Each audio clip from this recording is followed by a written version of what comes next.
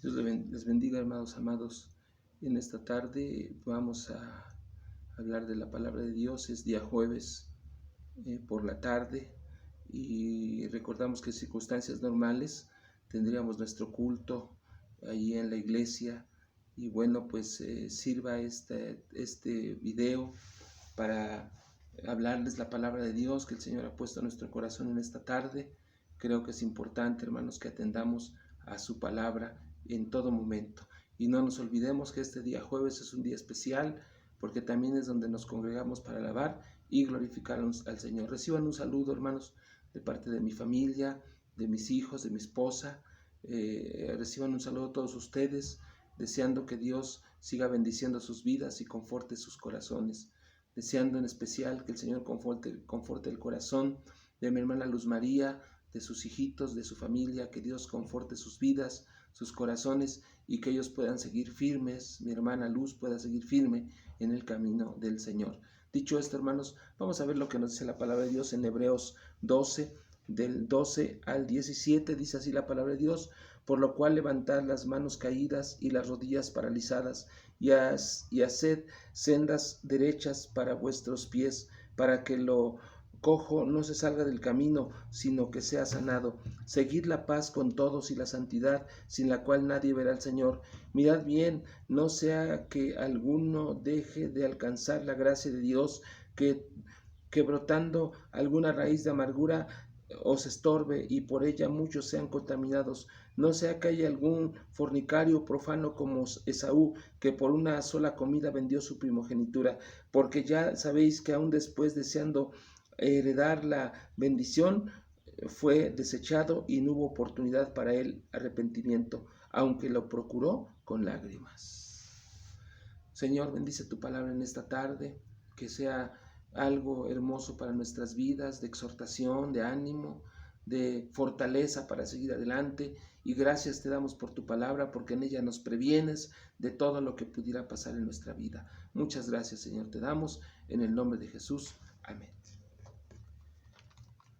En este pasaje, hermanos, la palabra de Dios nos exhorta a tener mucho cuidado con nuestra vida espiritual, con nuestra vida como cristianos, con nuestra vida como hijos de Dios.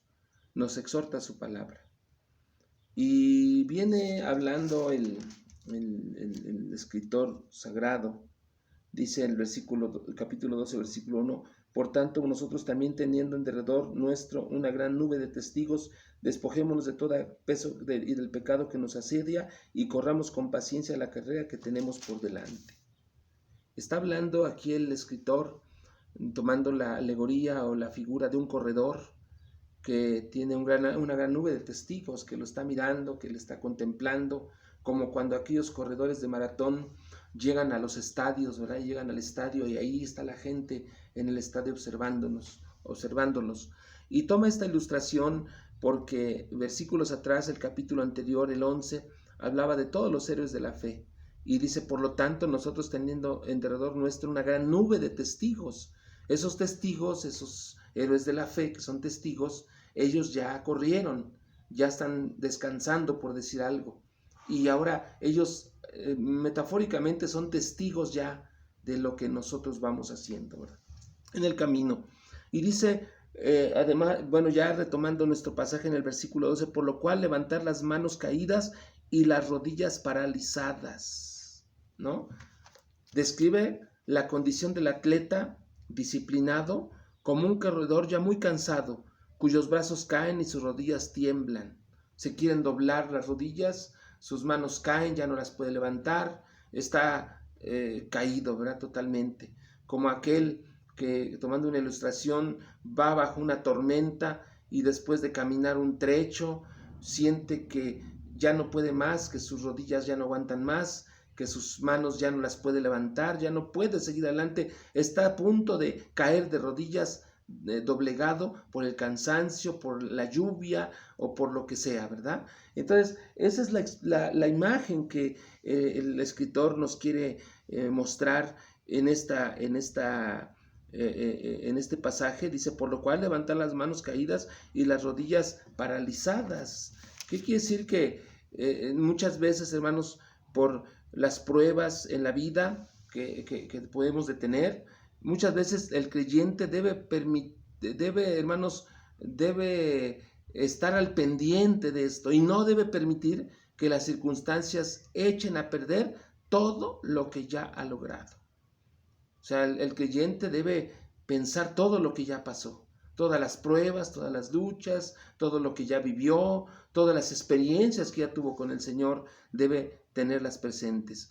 Y entonces, más bien, en vez de doblar las rodillas, en vez de dejar los brazos caídos, el creyente debe resistir y renovar sus fuerzas para continuar la carrera hasta llegar a la meta.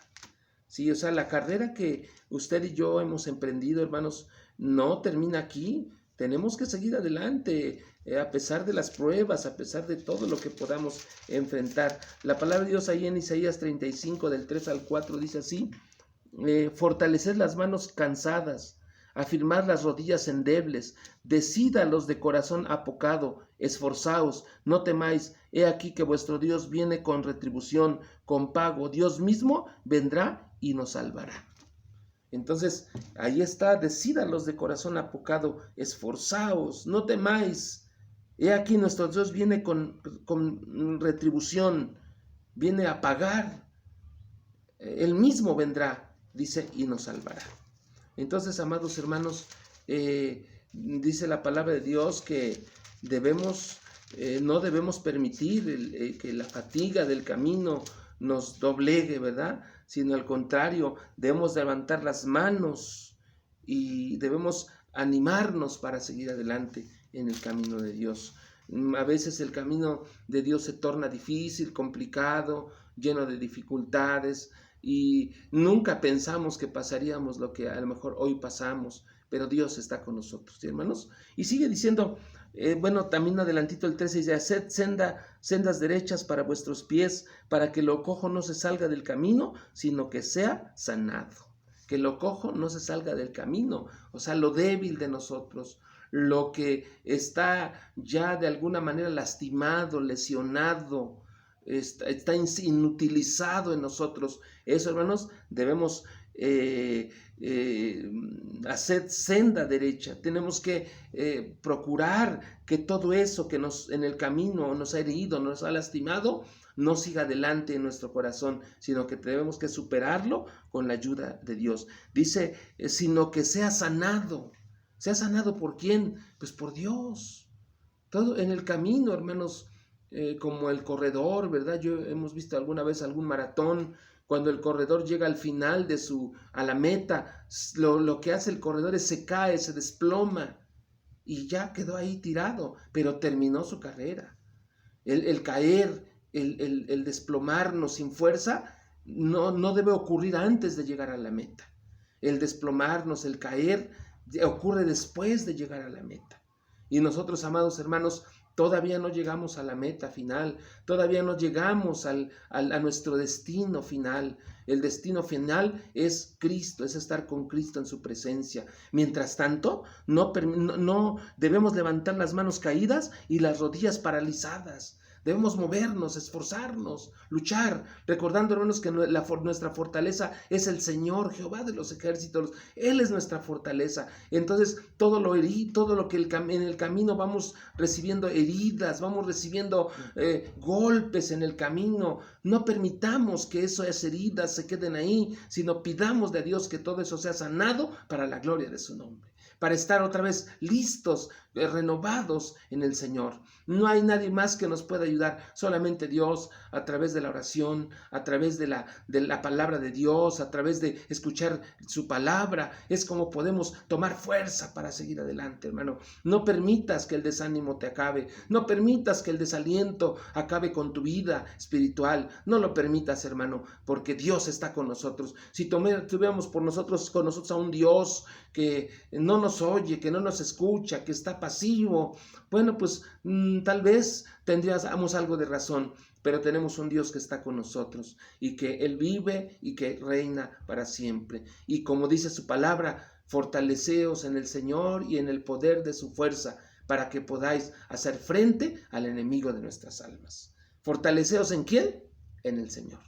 Entonces, hermanos, levantad las manos caídas, las rodillas paralizadas, y haced sendas derechas para vuestros pies, para que lo cojo no se salga del camino, sino que sea sanado. Lo cojo, lo que está herido, lo que está dañado, pidámosle a Dios que sane esa parte de nuestra vida para poder ser fortalecidos. Y sigue diciendo, seguid la paz con todos y la santidad, sin la cual nadie verá al Señor. Seguid la paz con todos. ¿Sí? Hermanos, la paz y la santidad van juntos. La santidad de nuestra vida produce paz. Paz con los demás. Paz con la demás gente, con las demás personas. Paz con nosotros mismos. Seguid la paz con todos. Y la santidad, sin la cual nadie verá al Señor. La santidad sabemos que es posicional. La santidad posicional existe cuando recibimos a Cristo como nuestro Salvador. Y ahí, en ese instante, el Señor nos toma como sus hijos, nos adopta como sus hijos. Pero no solamente nos adopta como sus hijos, sino que nos salva, nos redime, nos reconcilia, nos llena con su presencia. Y no solo eso, sino que aparte de eso, el Señor nos da su santidad. En ese momento el Padre ve la santidad de su Hijo en nosotros. De tal manera que nuestra posición ante Dios ya no es más de pecadores, sino de santos, de personas santas, porque hemos sido santificadas y justificadas por nuestro Señor Jesucristo. La santidad posicional es entonces nuestra posición delante de Dios a partir del momento que recibimos a Cristo como nuestro Salvador. Desde ese momento, si tú ya recibiste a Cristo como tu Salvador, Dios te ve santo. Ya no ve tu pecado, sino ve la vida de su Hijo Santo en ti. Esa es la santidad posicional. La santidad progresiva, esa es la santidad práctica. En el momento que recibimos a Cristo, ahí empieza. La senda del justo es como la luz de la aurora, que va en aumento hasta que el día es perfecto, hasta que todos llegamos a la unidad de la fe, a la estatura del varón perfecto, que es Cristo Jesús.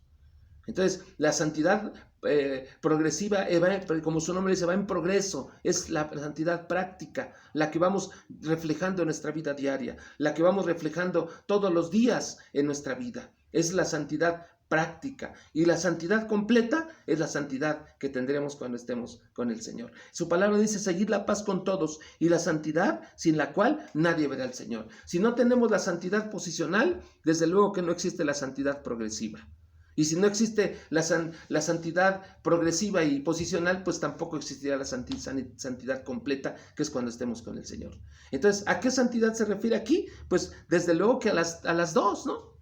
La santidad posicional, que nos hace santos para Dios, pero después en nuestra vida como personas, como hijos de Dios, vamos practicando todos los días esa santidad hasta llegar a la estatura del varón perfecto, que es nuestro Señor Jesucristo. Sí, hermanos, vamos a seguir la santidad, vamos a seguir la paz, porque sin la santidad nadie verá al Señor, porque Dios es santo.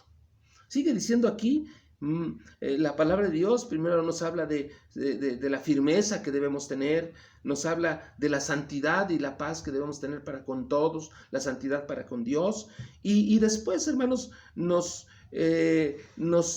pasa a hablar de una situación donde nos aconseja la palabra de Dios. Y fíjense que dice, mirad bien. O sea, como dicen, pon atención a esto. Esto es importante.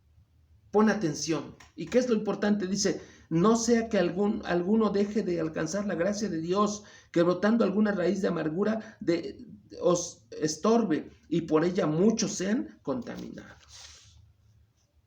No sea, bueno, sí, mirad bien. Hermanos amados, no sea que alguno deje de alcanzar la gracia de Dios. Está hablando ahí de la apostasía, que alguno deje de alcanzar la gracia de Dios. Es apostasía. ¿Qué es dejar de alcanzar la gracia de Dios? Que algo que teníamos, que algo que ya habíamos alcanzado, que algo que ya teníamos por seguro, lo dejemos o lo abandonemos. Recordando, hermanos, que la salvación es eterna. Entonces, mientras nosotros estemos confiando en el Señor, cerca del Señor, poniendo nuestra fe en el Señor, ahí está la salvación. Pero podemos dejarla de alcanzar. ¿Cómo? Dejándola, abandonándola, dejando lo que teníamos. El ejemplo puede ser como alguien que tiene en la bolsa 200 pesos, pero la bolsa está rota y los dejó de tener. Se fueron por el hoyo. Los dejó de tener la persona los 100 pesos. Dice la palabra de Dios, deje de alcanzar la gracia de Dios. O sea, si usted tiene la gracia de Dios en usted, si usted tiene la salvación, si Dios ya lo ha salvado, si Cristo ya pagó por sus pecados, no deje de tener esa gracia. Siga fiel. Siga, dice su palabra, ocupaos de vuestra salvación con temor y temblor. Ocúpese de su salvación. No la descuide como si fuera cualquier cosa. La apostasía, hermanos, es dejar de alcanzar la gracia de Dios. La persona parece cristiana, o tal vez por un tiempo lo fue. Habla como cristiano, profesa ser un cristiano, pero tal vez nunca nació de nuevo. Deje de alcanzar la gracia de Dios. No sea que alguno deje de alcanzar la gracia de Dios. Y buscando en la versión Palabra de Dios para Todos, dice, no sea que alguno pierda el favor de Dios. Pierda el favor de Dios. ¿Qué quiere decir? Que tenía el favor de Dios, pero por su apostasía perdió el favor de Dios. Perdió el favor de Dios, dando a entender que por un tiempo sí lo tuvo. La apostasía es una raíz de amargura. Puede ser que la persona por sus experiencias se vuelva contra Dios. No dice, no vaya a ser que alguno deje de alcanzar la gracia de Dios, que teniendo alguna raíz de amargura os estorbe, que teniendo alguna raíz de amargura. Debemos tener mucho cuidado, pues puede ser que por descuido brote de esa naturaleza caída algún pecado o concupiscencia del corazón que parecía que ya estaba dominado. Ya parecía un pecado sometido, dominado. Pero vuelve otra vez, renace y vuelve a perturbar y a trastornar todo el cuerpo. Entonces, ¿qué pasa aquí? Dice, mirad bien. Esa raíz de amargura puede hablar de rebelarse contra Dios, puede hablar de tornarse en contra de Dios por las experiencias vividas, pero también es que puede ser que nuestro ser se rebele en contra de sus preceptos, en contra de su palabra, y ese viejo hombre que estaba sometido vuelva a surgir. Siempre acuérdese que vamos a tener una raíz del viejo hombre nosotros. Por eso debemos someterlo todos los días, a través de la oración, a través de la palabra que nos santifica, a través de todos los medios de gracia que tenemos, de escuchar su palabra. Puede ser que esa raíz de pecado que había en la persona, el creyente, vuelva otra vez a tomar fuerza. ¿Sí? Por eso dice, mirad bien, no sea que alguno deje de alcanzar la gracia de Dios. ¿Por qué? Pues brotando alguna raíz de amargura les estorbe y por ella muchos sean contaminados. Las raíces de amargura en el corazón. Cuando asimilamos en nosotros cosas que nos ofendieron, que nos lastimaron también, las guardamos en el corazón y permitimos que ahí estén. Y no solo eso, sino que eso se transmite a los demás. Esas raíces de amargura también, abundando un poquito más en lo que quiere decir la palabra de Dios, se refiere también a los deseos que tenemos en nuestro corazón, a los rencores que tenemos, a la amargura que guardamos en él, a la amargura que es algo pues no sano, algo que produce, que daña el corazón. Puede ser que alguien nos ofendió hace tiempo, Puede ser que alguien te levantó un falso testimonio, o tu esposa, o tu esposo, o con un hijo, con una hija, o con un familiar, y dejaste que esa amargura quedara en tu corazón, y no sea que eso vuelva a surgir, y entonces no solo surge en ti, sino que contamines a los demás. Eso sucede mucho en las iglesias, ¿no? Que muchas veces si algún creyente tiene una raíz de amargura, eso se lo transmite a los demás. Habla a los demás de lo que tiene en su corazón. Hablan en contra del hermano, en contra de la hermana, en contra del pastor. Esa raíz de amargura se manifiesta, es peligrosa. ¿Por qué? Porque puede contaminar a otros, a los hijos, puede contaminar a alguna otra familia de la iglesia. Sí, hay veces, no creo que en Emaús pase así, pero hay gente que se dedica en las iglesias especialmente a eso, a poner en contra a los hermanos del pastor, a poner en contra a los hermanos de otra familia, a poner en contra a los hermanos de muchas cosas. Brotan la raíz de amargura. Y eso que tiene ese creyente, podemos decir que es creyente, eso lo guarda en el corazón, lo lastima, lo daña, y no solamente a él, sino que se propaga a su alrededor con la gente que está con él.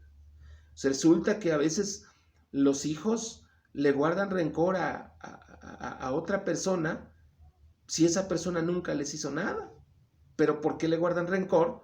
Porque esa raíz de amargura ya se transmitió a los demás, de padres a hijos. Y ahora los hijos también se conducen con aquella persona igual que los padres lo hicieron. ¿Por qué? Porque hay una raíz de amargura. Entonces, ¿qué tenemos que hacer? Dice la palabra de Dios, mirad bien, porque esa raíz de amargura nos puede descarrilar de la carrera. Esa raíz de amargura nos puede sacar de la carrera que tenemos por delante. Esa raíz de amargura nos puede costar cara, puede salir cara. ¿Por qué? Porque de alguna manera eso puede contaminar a los demás, y no solo eso, contaminarnos a nosotros también, como creyentes, como personas que hemos recibido a Cristo como nuestro Salvador. Debemos de tener entonces mucho cuidado, hermanos. No permitamos que esas raíces de amargura queden en nuestros corazones, sino que las podamos quitar y luchar contra eso en el nombre del Señor. ¿Sí?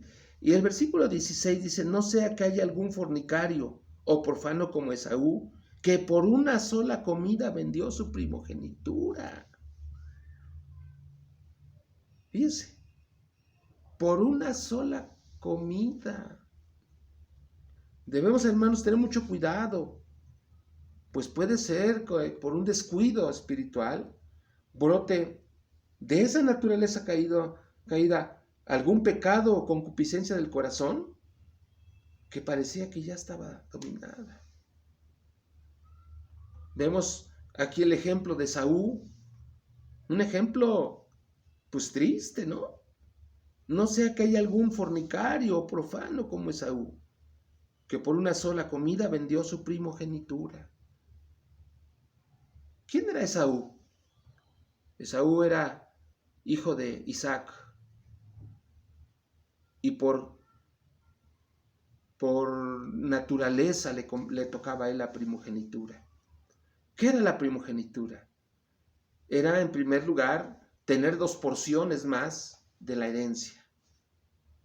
Y en segundo lugar, o indistinto en los lugares, ¿no? Puede ser primero o segundo lo que les acabo de decir o lo que les voy a decir. Pero también era, en el caso del linaje de Abraham, era poseedor de las promesas de Dios hechas a Abraham. Esas promesas donde Dios le dijo a Abraham que él sería padre de multitudes, donde le dijo que en su simiente serían benditas todas las naciones de la tierra, que de su descendencia nacería el Salvador del mundo. O sea, aparte de haber promesas materiales para el primogénito, en el caso de Abraham había promesas espirituales. muchas promesas espirituales, ¿sí? Y eso lo sabían tanto Esaú como Jacob. Ustedes saben que cuando nace Esaú, cuando nace Jacob, eran gemelitos, ¿verdad? Nacieron al mismo tiempo. Y cuando ocurre esto, recuerden cómo dice la palabra de Dios que primero nació Esaú y trabado de su calcañar, lo siguió Jacob. Se agarró de su patita, ¿verdad? Y lo agarró y salió también junto con él. Y entonces el Señor antes de esto le dijo a Rebeca, hay 2 naciones en tu vientre y luchan entre sí. Dice, y la promesa de Dios fue, y el mayor servirá al menor. Entonces vemos, hermanos, que en la omnisciencia de Dios, Él conocía a futuro la conducta de Jacob y la conducta de Esaú. Él conocía a futuro lo que había de acontecer. Y entonces, por derecho le tocaba a Esaú la primogenitura, porque era el mayor. Pero vemos que un día Jacob preparó un guiso muy rico, unas lentejas. Y Esaú, que era hombre de casa, de campo, no estaba quieto, iba de cacería, etc. Regresando del campo muy hambriento, olió las lentejas, el guisado de Jacob. Y le dijo, dame de ese guisado. Y Jacob le dijo, sí te doy, pero dame tu primogenitura. Y entonces, ¿qué le dijo Esaú? Bueno, pues está bien, dice, ¿para qué quiero la primogenitura si me voy a morir? ¿De qué sirve? No sirve de nada. Me voy a morir. Y entonces, dice la palabra de Dios, bueno, dice, y dijo Jacob, júramelo en este día. Y él le juró y vendió a Jacob su primogenitura. Entonces Jacob dio a Esaú pan y del guisado de las lentejas, y él comió y bebió, y se levantó y se fue. Así menospreció Esaú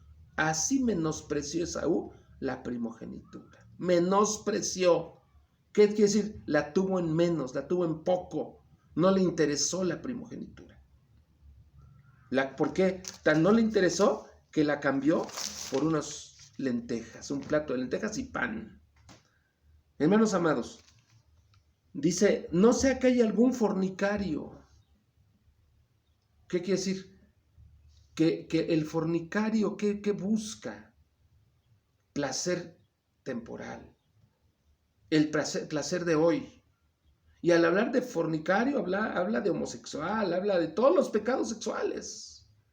Hablar de porneios, que es en el original es todos los pecados sexuales. Homosexualidad, lesbianismo, fornicación, adulterio, todo eso, todo lo que tiene que pornografía, todo eso que tiene que ver con pecados sexuales están englobados en esta parte que es cuando habla, no sea que haya algún fornicario entre nosotros.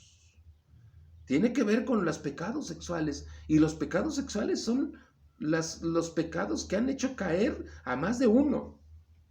No sea que haya algún fornicario o profano.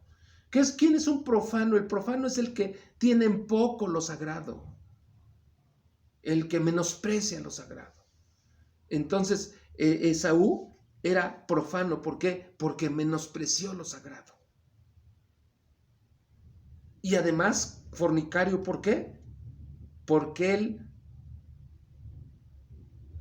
él, ¿cómo les diré? Porque él prefirió lo temporal que lo espiritual eterno. Le dijo a su hermano, tengo mucha hambre, dame de comer. Fíjense, por un plato de comida, por satisfacer momentáneamente su necesidad física, vendió lo espiritual. Hay quienes por satisfacer de momento su necesidad física, venden su primogenitura, su salvación. Hay quienes son fornicarios, hay quienes son profanos, porque menosprecian lo sagrado, lo toman en poco, así como Esaú tomó en poco la primogenitura, la menospreció. Así muchos creyentes hoy menosprecian lo sagrado, lo tienen en poco y buscan lo del momento, lo de hoy. Llámese materialismo, llámese tener por tener, cosas materiales, llámese pecados sexuales. ¿Cuántos creyentes en el mundo no están presos en las redes de la pornografía? ¿Cuántos no están presos en la pornografía? Profanos, fornicarios. De tal manera, hermanos amados, que su palabra nos está recomendando: no sea que haya algún fornicario profano como Esaú, que por una sola comida vendió su primogenitura. Una sola comida. Descarriarse de Cristo, de su camino, es el resultado de preferir los placeres de la carne a la bendición de Dios y a la herencia celestial, como le sucedió a Esaú. Preferir los placeres de la carne, los placeres temporales, los placeres de este momento, instantáneos. Muchos dicen, bueno, lo celestial ahorita ni lo veo. Por eso Esaú dijo, si me voy a morir, ¿para qué la quiero esa primogenitura? Y muchos creyentes hoy dicen, ¿para qué quiero lo espiritual? ¿Para qué me consagro? ¿Para qué busco a Dios? Si ni hay resultados. Hay más resultados en darle vuelo a la carne. La apostasía está muy unida a la inmoralidad. Un cristiano puede caer en un grave pecado moral. En lugar de reconocer su culpa, le achaca la culpa a Dios y se aparta de Dios. Esaú no tenía un verdadero aprecio por la primogenitura y la cambió voluntariamente por la gratificación momentánea de su apetito. Él quiso satisfacer su apetito de hambre, su concupiscencia, un deseo ardiente por la comida que preparó Jacob. Y entonces sigue diciendo, porque ya sabéis, está hablando a hermanos, a gente que sabe la historia bíblica.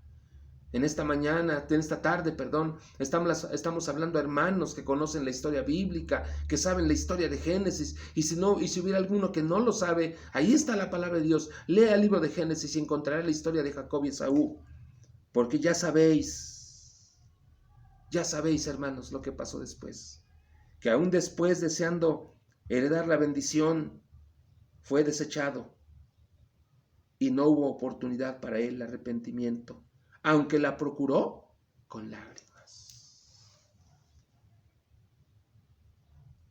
Cuando llegó el momento de recibir la bendición de parte de su padre Isaac lo llamó siendo ya anciano y ya se le había nublado la vista.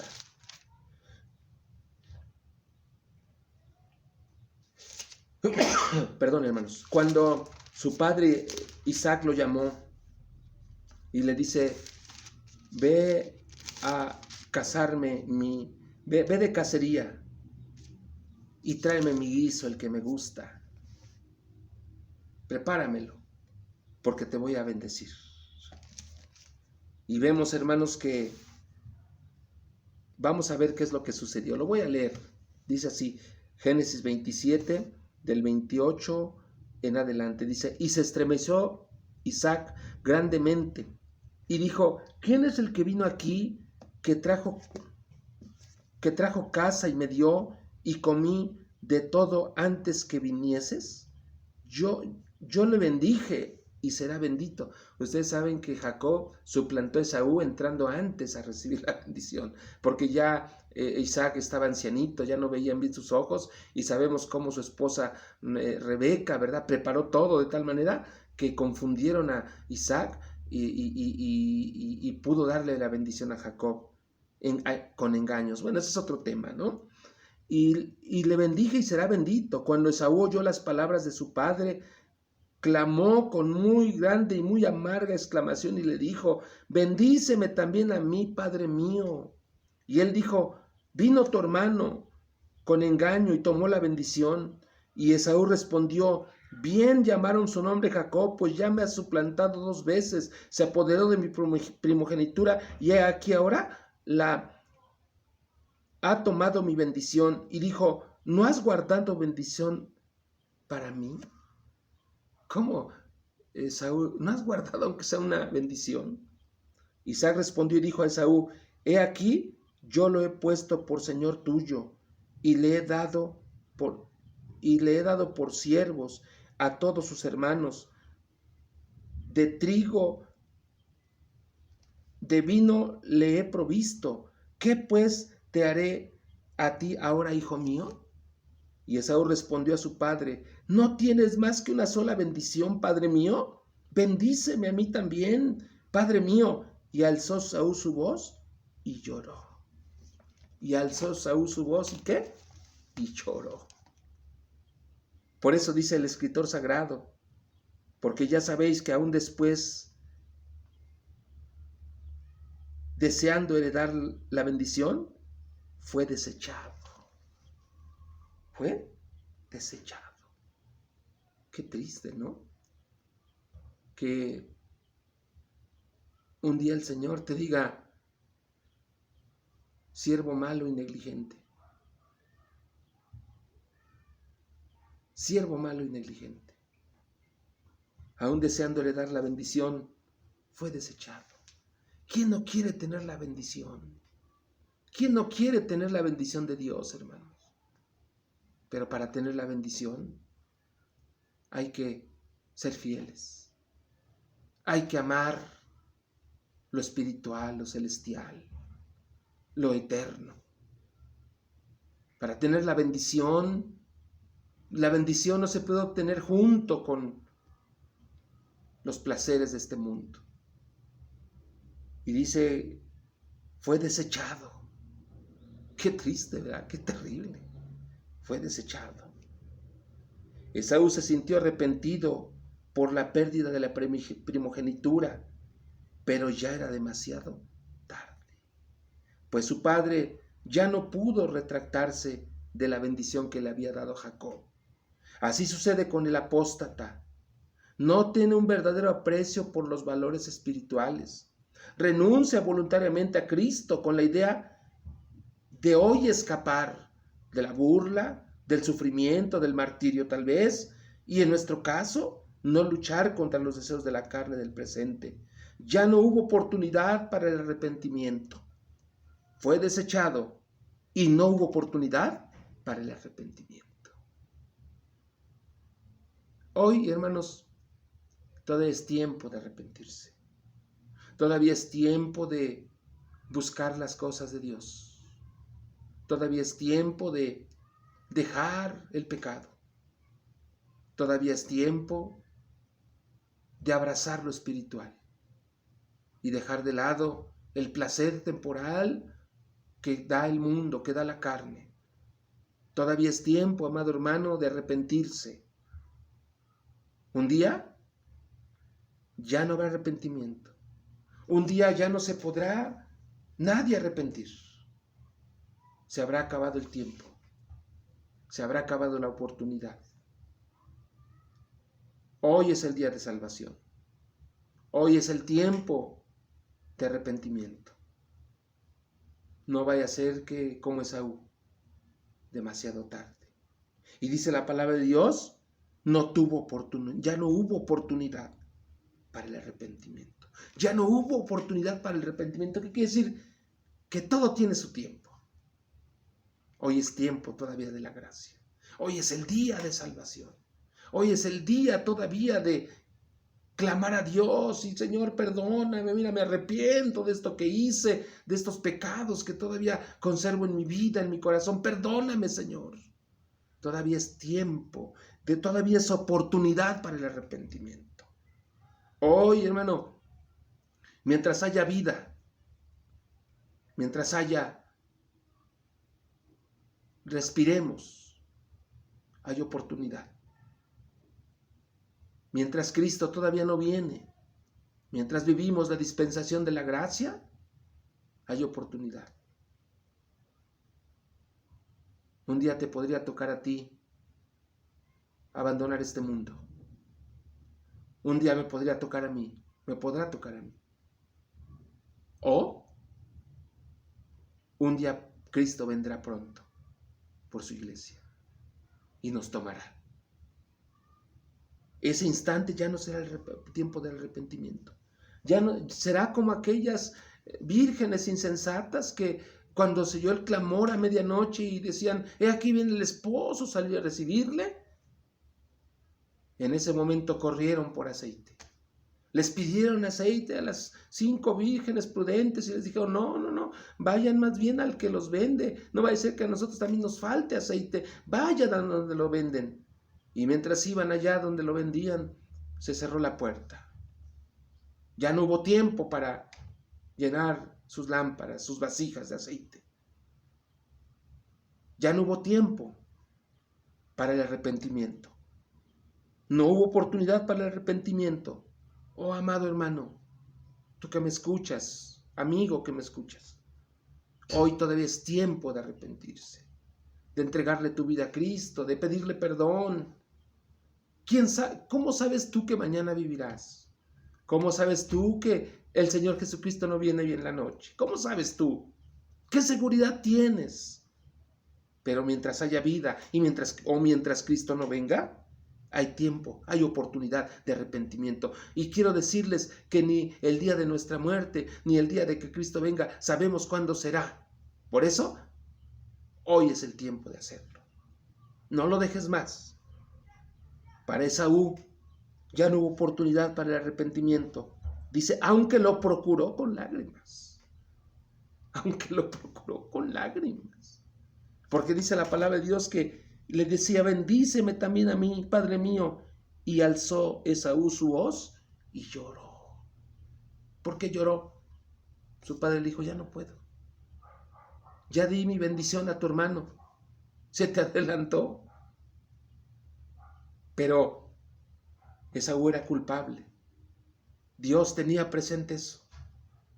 Que él, con un gesto muy sencillo, despreció la primogenitura. Despreció lo divino, despreció lo celestial, despreció lo espiritual y le importó más el momento, el instante, vivir la vida. ¿Cuántos jóvenes dicen, vamos a vivir la vida hoy porque se vive solo una vez? Pues sí, vívanla, pero van a tener consecuencias. La vida mejor vivida es cuando se vive conforme a la palabra de Dios. Y en esta hora, esta es la palabra de Dios. Hoy todavía es tiempo de arrepentirse. Aunque Esaú la procuró con lágrimas, ya no hubo oportunidad. Pero gracias a Dios, porque en este momento todavía es tiempo para el arrepentimiento. Un cambio de vida, metanoia, ¿verdad? Un cambio de mente, un cambio de pensamientos, un cambio de vida como producto del nuevo nacimiento, como producto de nuestra relación con Cristo. Yo te invito, amado hermano, que sigas adelante, que no te doblegues ante las pruebas, que no des marcha atrás en tu fe, que no seas un apóstata que des vuelta en tu fe, que no vaya a ser que haya raíz de amargura en tu vida y por esa raíz de amargura contamines a otros y des vuelta en tu fe y seas llamado apóstata. No te vaya a pasar lo que le pasó a Esaú, que era fornicario, que era profano. Fornicario porque nada más le importaban los deleites del momento, del instante. Y dijimos que profano porque lo espiritual, lo de Dios, lo menospreció y lo tenía en poco. No vaya a ser que después lo procures la bendición y seas desechado. No vaya a ser que ya no haya oportunidad para el arrepentimiento. Mi deseo es que un día tú estés con Cristo. Mi deseo es que un día tú estés en la presencia del Señor, disfrutando con Él para siempre. Ese es mi deseo.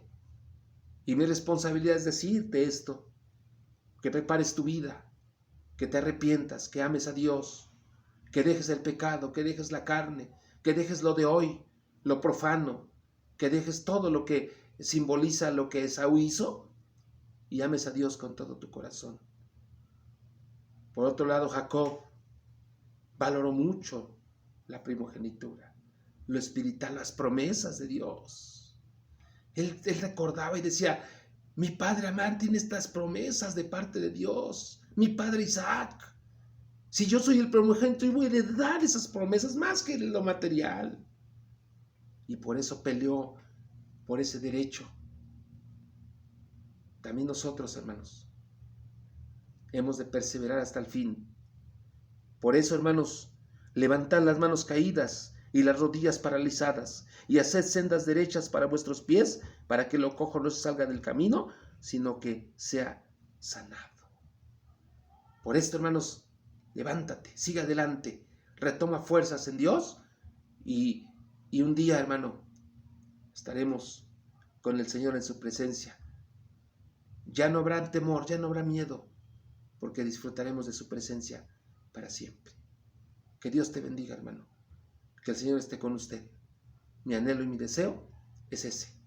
Que Dios prospere tu vida, te bendiga primeramente en lo espiritual, que es lo más importante. Y luego vendrá lo demás. Que Dios te bendiga, amado hermano. Que el Señor te guarde. Esta palabra es para mí, en primer lugar, y para usted. La paz de Dios, hermanos.